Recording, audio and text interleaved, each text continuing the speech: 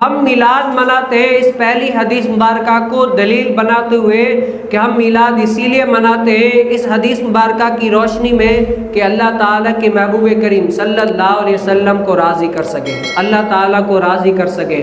علماء کا قرب پا سکیں، علماء کی زیارت کر سکیں، اور جو غریب غربا آئیں گے ان کی خدمت کر سکیں، دین اسلام کی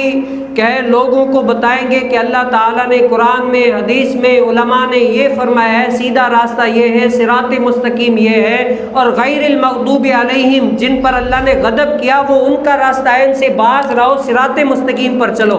میں اس پہلی حدیث مبارکہ سے یہ دلیل پکڑتا ہوں کہ یہاں پر اعمال اور نیات مطلق ہے، المطلق یجری علی الاطلاق، کیا ہے؟ اس سے میں یہ نیت یہ کرتا ہوں کہ جو میں اب کوئی مجھے بتا دے کہ نہیں یہ نیت کرنا جائز نہیں ہے، حرام ہے، منع ہے، تو بتا دے۔ جتنے سارے علماء نے، محدثین نے اس سے یہ مطلق لکھا ہے کہ یہاں پر کوئی بھی نیت جو شریعت کے دائرے میں کر سکتے، تو آیا ان کے اوپر کیا قلم لگے گا، کیا ان کے اوپر فتویٰ لگے گا؟